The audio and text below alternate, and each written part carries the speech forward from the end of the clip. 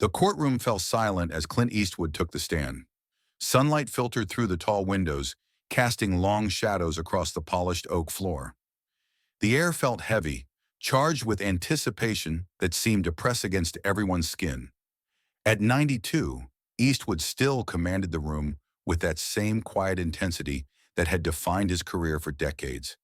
His weathered face, a map of years spent under the California sun, remained impassive as he placed his hand on the Bible.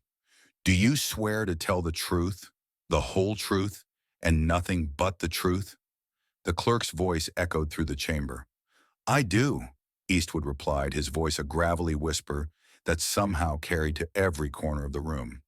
This wasn't just any trial. The case against Film West Studios had dragged on for months. Allegations of intellectual property theft and contract violations surrounding Eastwood's latest directorial project. But today marked a turning point. The legendary director himself taking the stand to defend not just the film, but his legacy. Camera shutters clicked frantically from the press section, reporters leaning forward in their seats, hungry for a headline. The judge, a stern-faced woman in her 60s, tapped her gavel once, silencing the murmurs that rippled through the gallery. If you're enjoying this story so far, make sure to hit that subscribe button. We bring you the most compelling celebrity courtroom dramas every week, and trust me, what happens next in this confrontation is something you won't want to miss. Eastwood settled into the witness chair, adjusting his navy suit jacket. He appeared completely at ease, one leg crossed over the other, hands resting lightly on the armrests. Across the room, the prosecution team huddled together, whispering urgently. The lead prosecutor, Maxwell Reed, was known for his aggressive questioning style in theatrical courtroom performances. At 45, Reed had built his reputation by intimidating witnesses, pushing them until they cracked under pressure. Today, he had set his sights on Eastwood. "Mr. Eastwood," Reed began, approaching the stand with measured steps, legal pad in hand. "Let's establish some basic facts. You were the director of Sunset Horizon, correct?" "Yes," Eastwood answered simply. "And you were aware that the screenplay was submitted to your production company by Thomas Bennett in 2019? "I was made aware of it, yes." Reed nodded, pacing slowly before the stand. "And yet you claim to have developed your screenplay independently.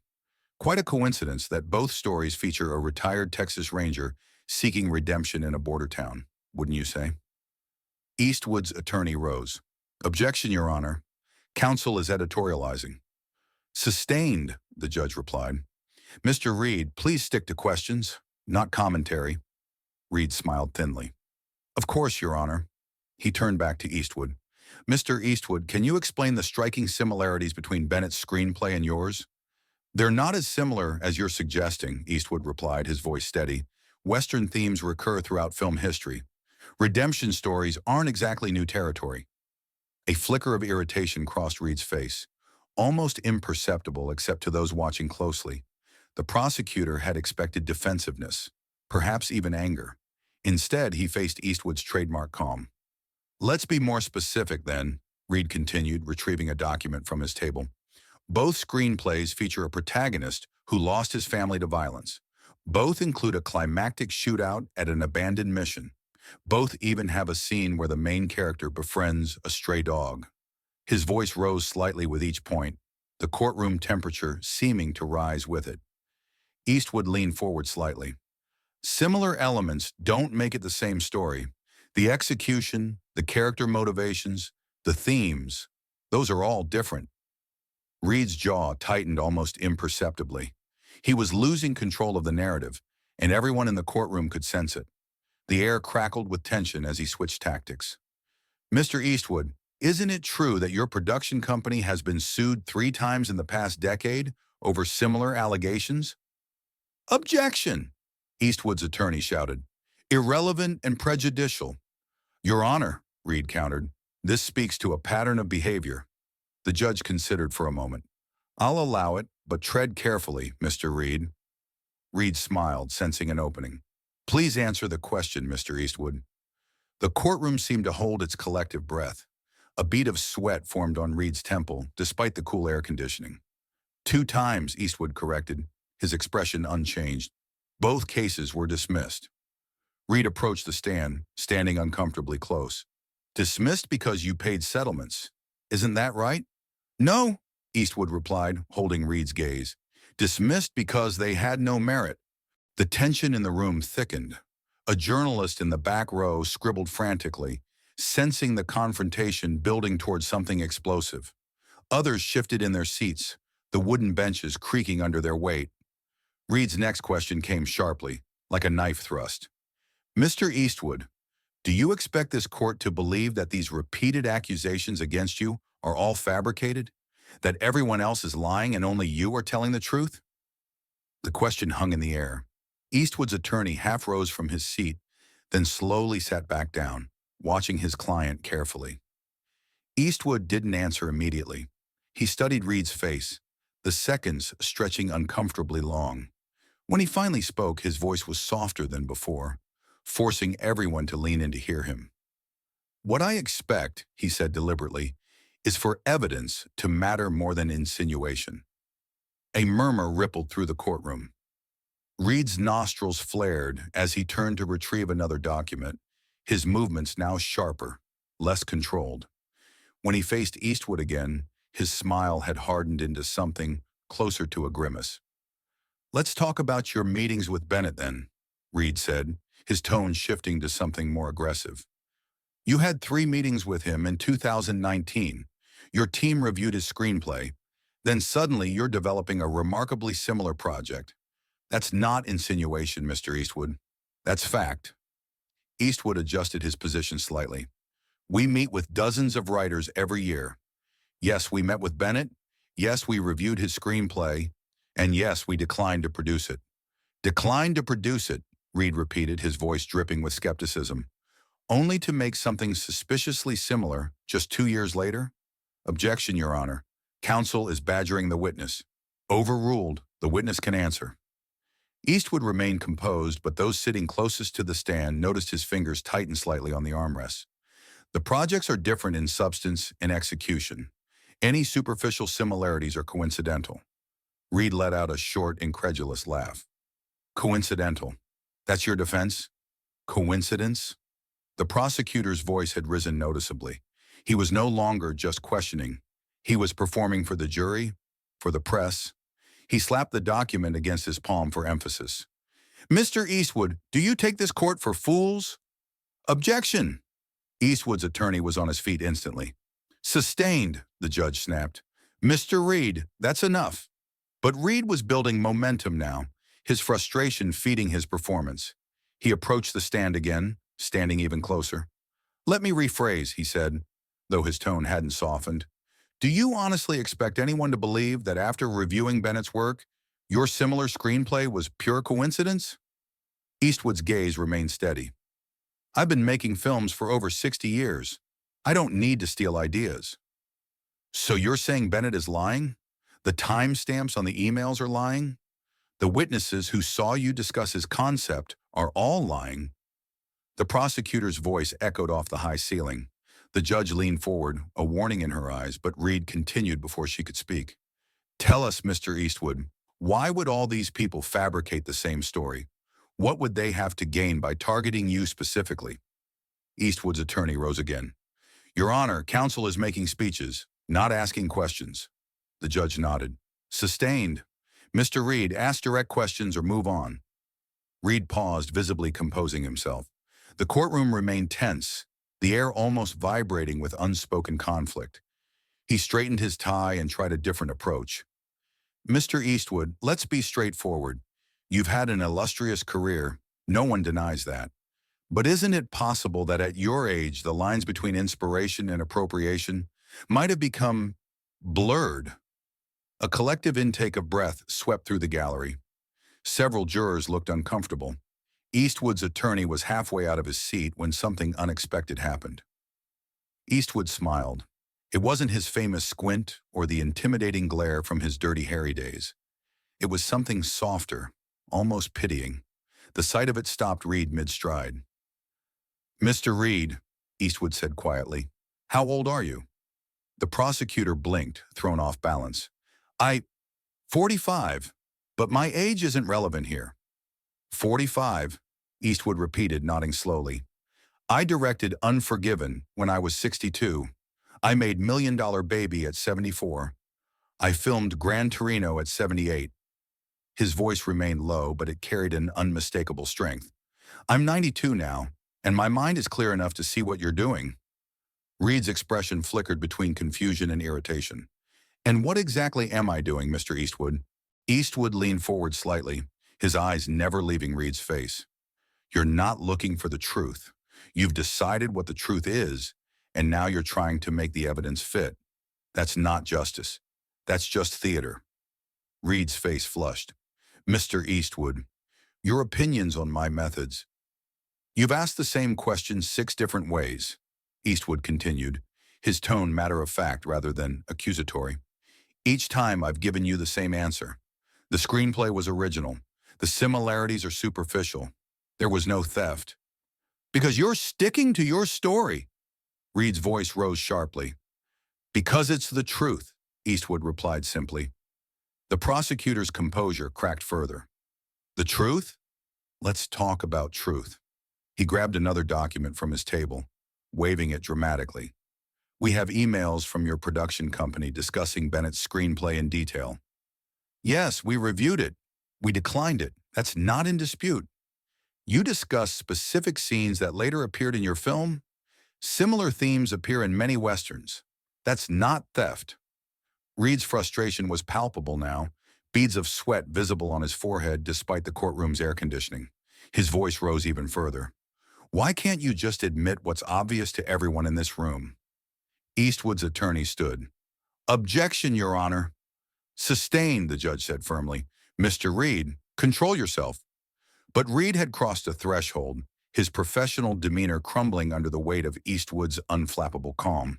He stepped even closer to the stand, his voice loud enough now that the court reporter flinched. Just admit it. You took his idea because it was easier than coming up with something original. Mr. Reed, the judge's gavel cracked against the bench. That is enough. The courtroom fell silent, the tension thick enough to cut with a knife. All eyes moved between the flushed face of the prosecutor and the remarkably composed countenance of the elderly director. Eastwood hadn't moved, hadn't raised his voice, hadn't shown any sign of the anger that would have been justified. He simply sat there, watching Reed with what almost looked like compassion. The silence stretched for several seconds. When Eastwood finally spoke, his voice was so quiet that Reed had to lean in to hear him. You know, Eastwood said, throughout my career, I've learned that the loudest person in the room is usually the one with the least to say. The words hit like a physical force. Several jurors nodded unconsciously. A reporter in the front row scribbled the quote frantically. Reed stood frozen, his face cycling through emotions. Shock, embarrassment, anger. Mr. Reed, the judge said into the silence, does the prosecution have any further questions for this witness? Reed seemed unable to speak for a moment. His mouth opened and closed twice before he managed to gather himself. No further questions, Your Honor. His voice had lost all its previous force. The witness may step down, the judge announced. As Eastwood rose from the stand, the courtroom remained absolutely still. No whispers, no shuffling papers, not even the usual creaking of the gallery benches. It was as if everyone present knew they had witnessed something significant. Not just a legal proceeding, but a master class in dignity and self-control. Reed returned to the prosecution table, avoiding eye contact with his colleagues. His earlier confidence had evaporated completely, replaced by a palpable aura of defeat. One of his assistants slid a glass of water toward him, which he ignored. Eastwood walked back to his seat with the same unhurried pace that had characterized his testimony. His face revealed nothing of triumph or vindication. If anything, he appeared slightly tired, as if the confrontation had taken more out of him than he had shown. The defense attorney rose to request a brief recess, which the judge granted. As people began to move and speak again, the spell broken, journalists rushed from the courtroom to file their reports. The story would be everywhere within the hour. Outside the courthouse steps later that afternoon, camera crews gathered in anticipation. When Eastwood emerged, flanked by his legal team, the questions came like rapid fire. Mr. Eastwood, how do you feel about today's testimony? Do you think the prosecutor crossed a line? Will you be pursuing any action against Bennett for the false accusations? Eastwood paused at the top of the steps, the late afternoon sun casting his face in golden light. For a moment he looked every one of his 92 years, the weight of the day evident in the slight stoop of his shoulders. "I've got nothing against Mr. Reed," he said finally, his voice carrying easily despite its softness. "He was doing his job as he sees it, and I did mine." A reporter pushed forward. "But he practically accused you of lying under oath." Eastwood's expression didn't change. "In my experience, truth doesn't need to be shouted. It stands on its own." As he moved toward the waiting car, another question rang out. "What about Bennett's claims? Do you have a message for him?" Eastwood stopped and turned back. The gathered crowd fell silent, waiting. "Creative work is sacred," he said after a moment's thought. "I've respected that my entire career. I wouldn't steal another man's vision any more than I'd steal his wallet." He paused, looking directly into the cameras. "But I also won't apologize for something I didn't do, no matter how loudly someone demands it." With that, he turned and continued walking. The reporters called more questions after him, but he didn't look back. In the days that followed, the courtroom confrontation became the center of a larger cultural conversation. Op-eds dissected the exchange from every angle, some praising Eastwood's composure, others questioning whether his age and status had afforded him special treatment. Video clips of the testimony went viral, particularly the moment when Eastwood delivered his quiet rebuke about the loudest person in the room. It became an instant meme, applied to everything from political debates to celebrity feuds. Reed himself remained silent, declining all interview requests. Sources close to him reported that the prosecutor was reevaluating his approach, following the widely publicized encounter. 3 weeks later, when the jury returned with their verdict, few were surprised. The case against Film West Studios was dismissed, the claims of intellectual property theft found to be without merit. Bennett, the screenwriter who had initiated the lawsuit, issued a brief statement expressing disappointment, but offering no further comment. His attorney hinted at a possible appeal, but acknowledged the difficulty they would face after Eastwood's compelling testimony. The final chapter came 2 months later, when Eastwood appeared on a respected talk show to discuss his upcoming projects. Inevitably, the host brought up the courtroom drama. "That moment has really resonated with people," she said. "I think many found it inspiring to see someone stand their ground without losing their cool." Was that difficult? Eastwood considered the question with his characteristic thoughtfulness. "You know, when I was younger, I might have handled it differently," he admitted, the hint of a smile crinkling the corners of his eyes. "But you get to a point in life where you realize something important." "What's that?" the host prompted. "That restraint isn't weakness. Sometimes it's the strongest response you can offer." He glanced directly into the camera then, his gaze as powerful as it had been decades ago on the silver screen. "We're living in a time when everyone's shouting, trying to be heard over each other. But volume doesn't equal truth. Never has." Those words, like his courtroom testimony, struck a chord far beyond the entertainment industry. In an era of heightened rhetoric and public confrontation, Eastwood's quiet dignity offered a powerful counterpoint, a reminder that sometimes the most effective response to aggression isn't matching it, but transcending it. The legacy of that courtroom moment wasn't just about a legal victory or a personal vindication. It became something larger, a cultural touchstone, a reference point for how to maintain one's principles under pressure. And perhaps most significantly, it demonstrated that even at 92, Clint Eastwood remained what he had always been, a man who understood the power of knowing when to speak, when to stay silent, and how to choose his words for maximum impact when he did. In the end, the prosecutor's repeated accusations had accomplished the opposite of what he'd intended. Rather than undermining Eastwood's credibility, they had only reinforced it, proving once again that sometimes the quietest voice in the room can be the one that everyone remembers.